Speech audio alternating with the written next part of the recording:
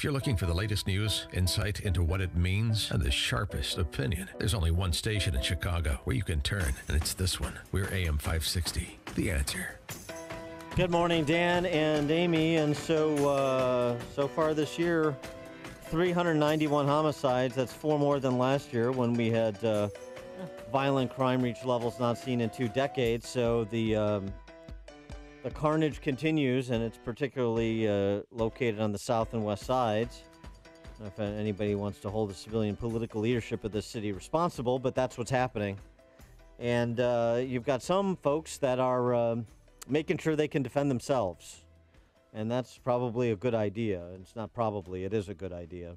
And I saw this story about an interesting development. This is kind of an underreported aspect of the debate and discussion about guns and people's right to protect themselves, the individual right to protect oneself. Ladies of Steel, which is essentially a female gun club on the south side that's founded by this woman, Lynn Dunagan, who served, I think, about 25 years as a probation officer, and just wanted to. It never carried a gun as a probation officer, according to the reports I've read, but wanted to be able to protect herself, wanted to feel safe, and wanted to demystify guns in terms of being a scary object, both for herself and for friends and colleagues and neighbors. And so that's what she's gone about doing, and we're pleased to have Lynn Dunagan join us now. Lynn, thanks so much for being with us. Appreciate it. Thank you. Thank you for that introduction. You told my story. Okay. All right. So I got that part right. But so give us a little bit about the genesis of Ladies of Steel. And by the way, I love the name.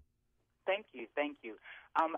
Let me say this. The last 3 years of my career as a federal probation officer, I decided that I wanted to go for the training. I had just recently become divorced from my husband. He is a police officer, and I felt unsafe at home not having a firearm. And like you said, I wanted to demystify this fear I had about firearms.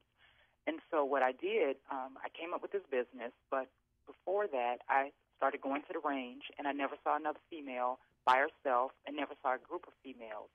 And after I started going to the range regularly, I went to a gun cleaning class. Didn't see another female. I was the only female in the class. And then, of course, when I would go purchase ammunition, I would be the only female kind of like cruising the aisles, trying to figure this out and navigate the system. So as I started talking to other friends, they said, yeah, I'm afraid of guns as well. And I said, well, if I've gotten to this point where now I'm going to the range by myself and navigating this process, I need to look at how I can help other ladies. So it wasn't just starting the business and having an intro to firearms class and concealed carry. I wanted to make sure that there was a beyond. Mm-hmm. Well, the beyond factor is the Ladies of Steel Gun Club. Yeah. So, Lynn, why do you think so many women are afraid of guns or scared of guns, as you say? I think it's the lack of education and not knowing. I mean, I used to look at a firearm and think that, it was just going to fire. If it dropped, something would happen. And I really believe that it's because we really just didn't have the regular experience that some people have with firearms and that level of comfort. Some ladies or men or people in general have grown up where they've gone shooting when they were younger or hunting, and that just hasn't been the experience for a lot of my friends and the ladies that have come through the door and said, I just don't know enough about guns. Right, and guns have been stigmatized because of some political demagogues, many of whom are in the city of Chicago, and become a bit of a political football, and so you associate guns with the numbers I mentioned at the outset, 391 homicides, but right. But that's the gun is, it'd be cliche, but all cliches are true. The gun is the inanimate object. The person is the issue. Absolutely. And so I wonder how what the Ladies of Steel Gun Club, tell us a little bit about how it started to pick up steam and what you ladies do in terms of activities with the club.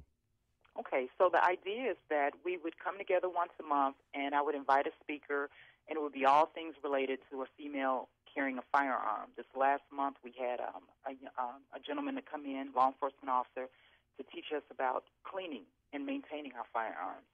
And so the next week, right after we meet, we also go shooting. So we meet up at a gun range, and we go and we practice our shooting and our skills.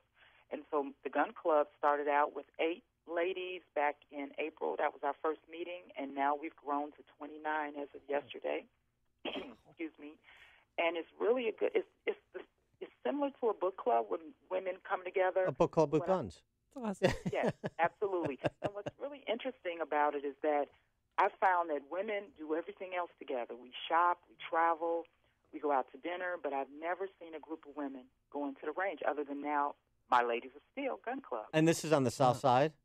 This is on the south side. I'm located at 1447 West 103rd Street. And, of course, in Chicago, we do not have gun ranges, so we have to go patronize the gun ranges in the suburbs. But they've been great, and they've welcomed us, and people are looking and we're turning heads because we're at the range together navigating this process as a team. Now, do all 29 go shooting together? Is there enough room? Well, what happened is because we just grew, we had to have 2 different meetup days. So we went on Sunday and we went on Monday. And I love going to shoot. So as we grow, if we have to go shooting once a month and it's an entire week and we all split up, then we'll do that. But, yes, we went on Sunday. There were, I believe, 8 of us on Sunday. And then last night, I believe we had 8 or 9. Are you just doing handguns and indoor ranges? That's what you guys are doing? Indoor handguns, yes. We're not. We haven't moved to rifles, anything like that. We haven't gotten to that point. Slow and steady. All right. And then you also have this Mommy and Me self-defense class? Yes. So the other piece of my business is it's all encompassing. It's holistic from the standpoint of from youth all the way to seniors when it comes to how do you want to decide to defend yourself. The youth piece is helping the young people understand about respecting life. And that is where I'm going to bring in, develop a partnership with the police so that we can help the young people and get back to officer friendly and help the community and the police figure out what's the best way that we can get along and connect and understand everyone's role. So then moving forward to the teens, I have a self-defense class for young ladies that are going away to college and teens, period, because we know there's domestic violence that's occurring with some teens. And then we have adult, the Mommy and Me class for the teen, from the teen's perspective, for the moms and the young daughters to hear the same message and to be in the class together. And then we have an adult self-defense class as well. So what happens is if someone decides, hey, I want to defend myself, it could either be through learning about a firearm and deciding to have a firearm in their home or go for concealed carry class, or they may decide, they may decide to take the self-defense class as well. And the classes for firearm education, as far as the intro and concealed carry, are open to men and women, but the self-defense classes are all female. And so this is great. And so, yeah, I'll tell you, I'll just anytime you want to come out to the Aurora Sportsman's Club out there in Waterman, we got outdoor handgun range. We got a sporting clays course. You know, to learn to shoot shotguns is fun. That's a 5-stand. We got the rifle. If you guys want to buy some cannons, you can shoot off cannons at the 600-yard That's a little aggressive, rifle Dan. range. Right. You know, I mean, we need to prepare for, you know, the takeover. No, I'm just kidding. But it's great that you're doing that. I wonder what the reaction is like within your extended membership right now, like their families seeing their moms and daughters and sisters participate in this and go through the same process that you did. Oh, it's been great. I mean, my business is increasing, which is great. I'm seeing repeat customers sending in their kids or their cousins. And, you know, because I always ask, well, how did you hear about me? And then they'll say, oh, such and such told me on my Facebook page. I'm growing. I have over 500 followers and likes. So I can tell, and I don't know all these people, so I can tell that people are spreading the word. And just this past 2 weeks ago, one of the ladies in the concealed carry class, her husband was in a previous class.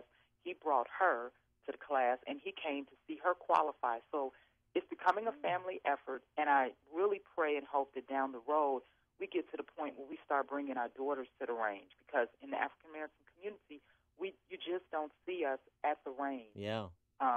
Period. And then you really don't see us with our children. And so I want to get to that point. My daughter's in college. She's going into law enforcement, and she's going to get to that point soon where she starts going to the range and learning this same thing. But if I had started this long time ago, she would be ready. And you feel safer now that you're at home alone? Oh, absolutely. Yes. Yeah, carry my firearm. Yeah. I'm retired law enforcement, so obviously I carry my firearm, and I'm legal.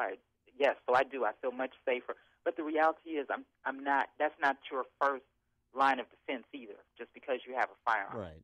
Yeah. So, But don't. I just want that to be clear. Yeah, but don't. Yeah. But also, don't mess with Lynn. Yeah, Let's also make that let's clear. make that very clear. And I wonder if you think too, and your group members, if you think that ultimately, with enough critical mass, that this will help to improve peace on the streets and some of the neighborhoods on the south and west sides. I think it will. And one thing I think will happen is that parents will start securing their firearms and keeping these kids safe at home when they do have firearms, because that's what we're promoting and that's what we're teaching.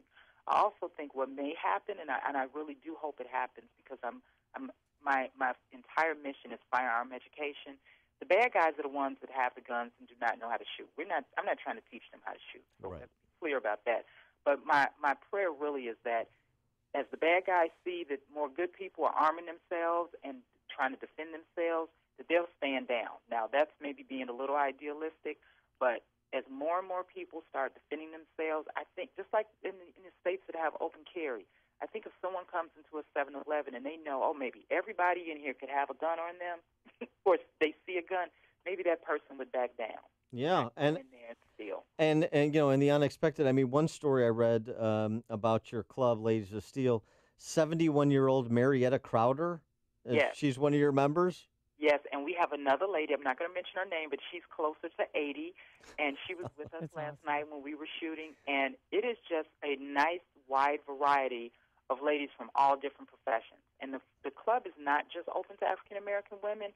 It's just that has been the primary focus at this point. Yeah. Because so many of us have been afraid of guns. And I will say this, and this is no offense to non-black women, but when I've met white women out, and I tell them, or they hear about me, they're like, yes, firearms.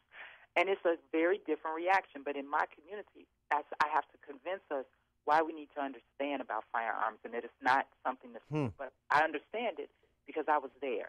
And that's why my story, I believe, is so compelling, and my friends understand, or the people that meet me, because I used to be afraid of firearms, and here I am carrying a firearm every day and helping them to understand that this is not it's not a simple task, and we're not making this cute or anything like that. This is serious, but we want them to understand you can do this if it's something you choose to do. Yeah, stop her. 71-year-old Marietta Crowder will Absolutely. shoot. All right, she is Lynn Dunagan. She's the owner of JMD Defense and Investigations, the founder of Ladies of Steel Gun Club on the South Side. And Lynn, if people want to get more information about your gun club, where do they go? My website is www.jmddefense.com. I'm on Facebook at JMD Defense, and the phone number here is 773-614-8747. And please stop in Monday through Friday, 9 to 5. We're here at 1447 West 103rd Street. And the last thing I would like to say is we are specializing in small class sizes. Our class sizes are no larger than 12 because we want you to have an individual, personalized experience. So when you leave out, we know that you've asked questions and that you've gotten your questions answered. All right, Amy's going to be right down after the show. Lynn Dunagan, jmddefense.com, Ladies of Steel Gun Club. Lynn, thanks for joining us. Appreciate it. And thank you for this opportunity.